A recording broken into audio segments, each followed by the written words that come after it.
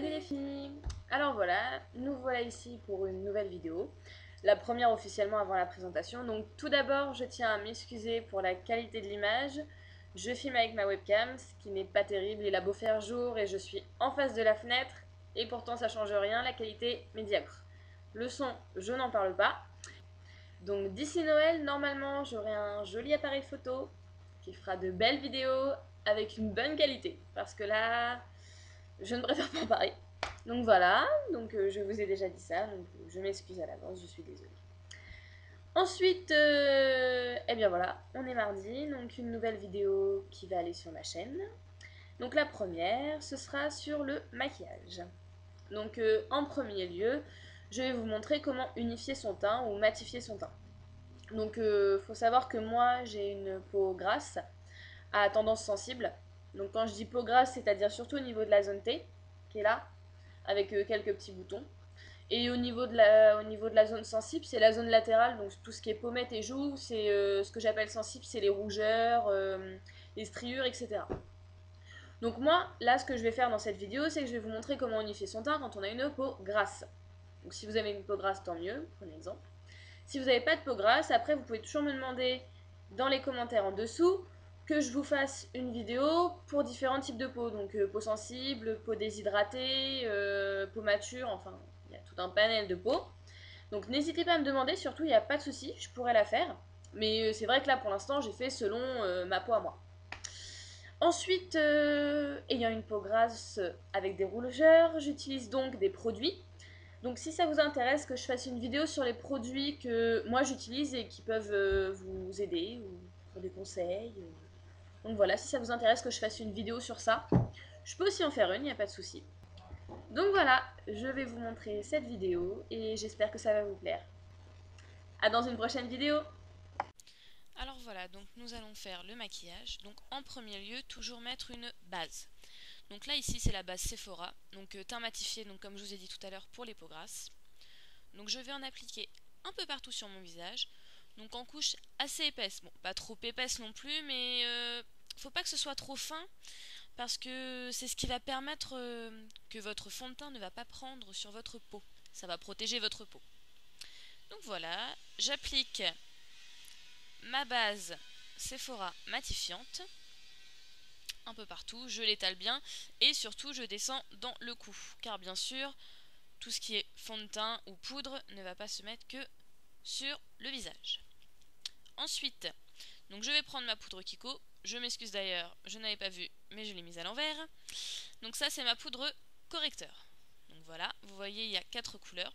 Donc moi personnellement, comme on peut le voir, j'utilise le vert, l'orange et celui du milieu qui est illuminateur. Donc pour le moment, en premier lieu, je vais mettre du vert. Donc le vert, il va me permettre de retirer les rougeurs. Donc moi j'ai des rougeurs sur les pommettes, donc j'en mets sur les pommettes. J'ai des rougeurs au niveau du nez et un petit peu sur le menton.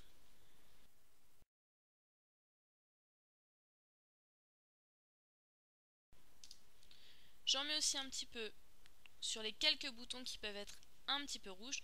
Donc là, comme vous pouvez le voir, ce joli vert me donne le teint gris.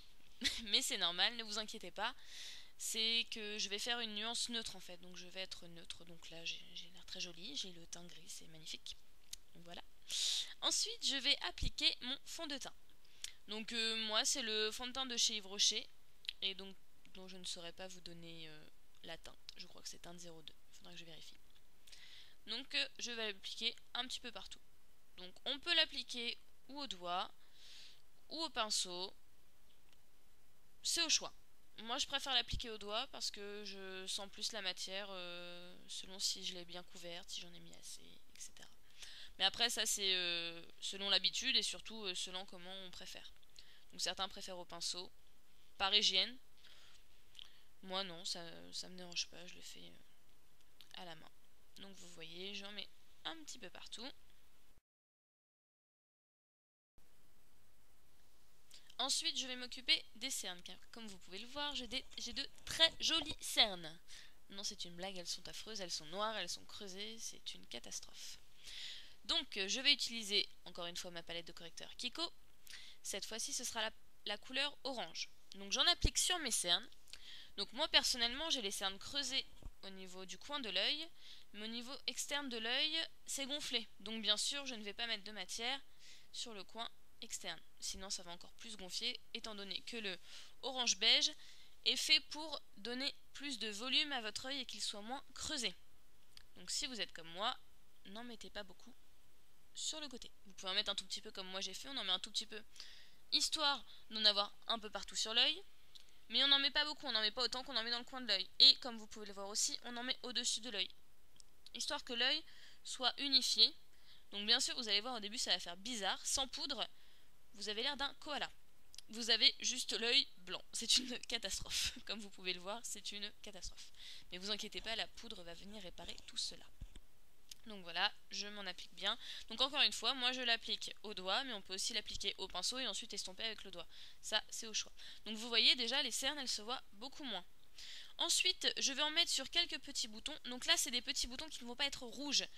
C'est des petits boutons qui ont déjà été percés ou qui sont sur le point d'éclore, de venir vous faire une vie d'enfer, voilà.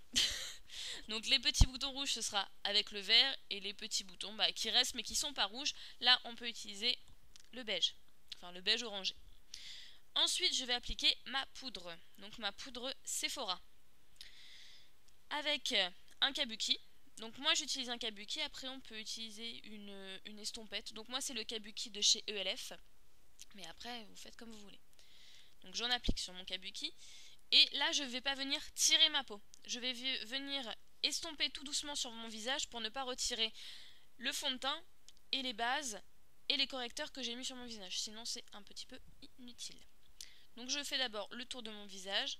Ensuite, je vais faire mon nez, ma bouche, mes pommettes. Et pour finir, je ferai mes yeux.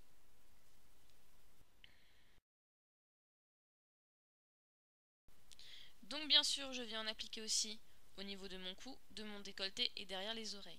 J'ai pas envie d'avoir le visage orange et le cou blanc. Ensuite, pour faire vraiment le contour de mes yeux, je vais prendre un pinceau, dont je ne me souviens plus le numéro, mais c'est un pinceau à fond de teint, normalement.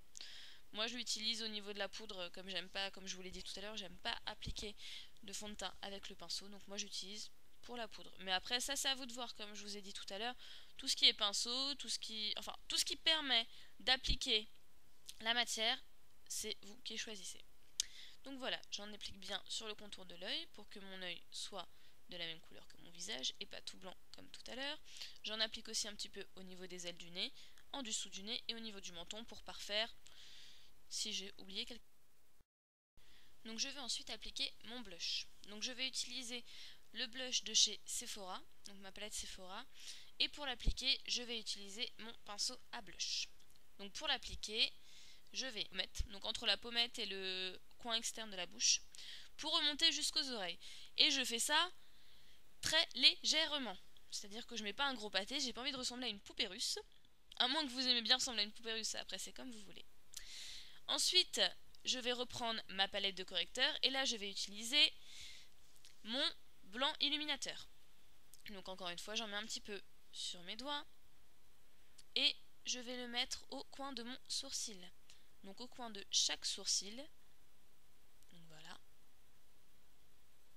Donc surtout n'en mettez pas trop. Après on va se demander pourquoi vous avez des paillettes au coin du sourcil. Parce que c'est vrai qu'il y a un petit peu de paillettes dans le correcteur. Mais c'est pour attirer la lumière en fait. Donc ensuite je vais en mettre un petit peu au niveau des ailes de mon nez et sur mes pommettes. Donc encore une fois pour attirer la lumière. Et je vais en mettre un petit peu sur mon menton.